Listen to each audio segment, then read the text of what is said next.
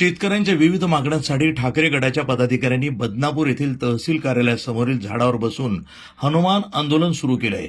सकाळपासून हे पदाधिकारी विना अन्न पाण्यानं झाडावर बसून आंदोलन करत असून त्यांच्या आंदोलनाचा दुसरा दिवस आहे. त्यामुळे त्यांची प्रकृती खालावत चालल्याचं दिसून येत आहे. फडणवीस सरकारनं विधानसभा निवडणुकीच्या पूर्वी जाहीरनाम्यात शेतकऱ्यांच्या कर्जमाफीचं आश्वासन दिलं होतं. मात्र कुठेही शेतकऱ्यांची कर्जमाफी झाली नसल्यानं या पदाधिकाऱ्यांनी हा आक्रमक पवित्रा घेत आंदोलन सुरू केलं आहे. हनुमानाची वेशभूषा धारण करून काही आंदोलनकर्ते या ठिकाणी उपस्थित आहे. दरम्यान जोपर्यंत प्रशासन आमच्या मागण्यांची गांभीर्यानं दखल घेत नाही तोपर्यंत आम्ही झाडावरनं खाली उतरणार नाही आणि आमचा जीव गेला तरी मागे हटणार नाही, असा आक्रमक इशाराही यावेळी आंदोलनकर्त्यांनी दिला आहे.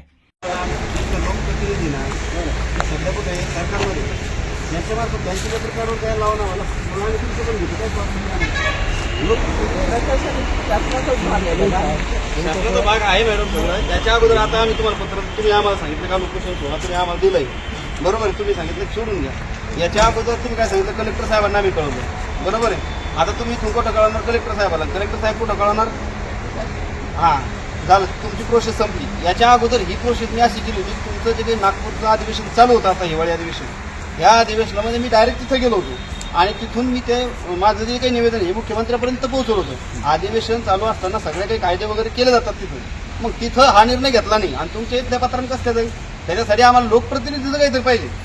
लोकप्रतिनिधीने आम्हाला सांगायला पाहिजे तुमचं पत्र आम्हाला मान्य आहे, रास्त आहे, काही हरकत, तुम्ही तुमचं काम करू लागले, ही तुमची माणुसकी आणि ती आम्ही तुला नमन करतो तुमच्या माणुसकीला. पण आमचं म्हणणं असं आहे की बा लोकप्रतिनिधीचं काम आहे. आज आम्ही इथं पक्षाचा विषय सोडून द्या, परंतु आम्ही इथं लढतो शेतकऱ्यासाठी आणि शेतकऱ्यासाठी त्यांना पत्र देणं म्हणजे काही अशी अवघड गोष्ट नाही. मला वाटतं स्थानिक आमदारांनी दिलं तरी चालेल, कारण ते सत्तेत आहे, ते बाजू डायरेक्ट तिथं मांडू शकतात.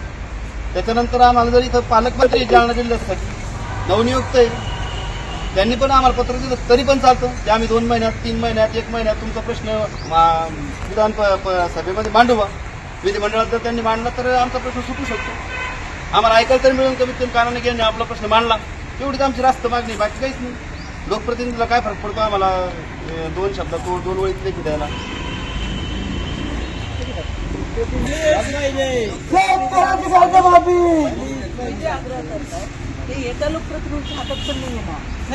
आमच्या तालुक्याचं नेतृत्व जे करतात आमचं त्यांच्याकडे रडणार आहे ना. आम्ही तिकडे नाशिकच्या थोडं जाणार आहे किंवा इकडं संभाजीनगरला थोडं जाणार मागे. आंदोलन प्रशासनासमोर करता येईल ना, प्रशासन हो ना, मग प्रशासन उत्तर देईल तर प्रशासनात तेवढं आमदार साहेब आमदार साहेब सत्तेतले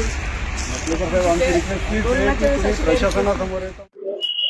मॅडम काय सांगाल, दुसरा दिवस आहे या आंदोलनकर्त्यांचा, प्रशासनाकडून काही त्यांना सांगण्यात आलंय का?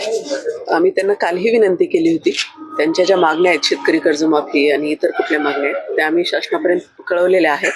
त्यांना आम्ही आजही विनंती करतोय की त्यांनी आंदोलन मागं घ्यावं, त्यांच्या मागण्या प्रशासनामार्फत शासनापर्यंत पोहोचवण्यात येतील आणि त्यांच्या ज्या मागण्या असतील त्या शासनामार्फत शासनाच्या स्तरावर निर्णय होऊन मंजूर होतील.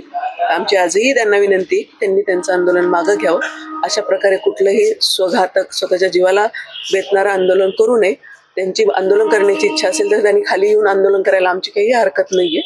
पण आमचं त्यांना एकच म्हणणं आहे की त्यांनी स्वतःच्या जीवावर बेतेल असं कुठलं आंदोलन आता सद्यस्थितीत रोखावं. आज आरोग्य तपासणी झालेली आहे. त्यांना डॉक्टरने देखील सांगितलं की 3-4 तासामध्ये कधीही चक्कर येऊ शकते, भरवल्या येऊ शकते, वरून पडू शकते असं देखील सांगितलं. त्यांना त्यामुळेच आम्ही विनंती करतोय की त्यांनी जीवावर बेतेल असं कुठलं आंदोलन करू नये. उद्या जर कधी याची दखल घेतलेली विरोधी पक्ष नेते अंबादास दानवे देखील या ठिकाणी येणार, प्रेस कॉन्फरन्स देखील घेणार आहे. याच्यावर मी काही बोलू शकत नाही. No comments. NTV news Marathi, Jalna.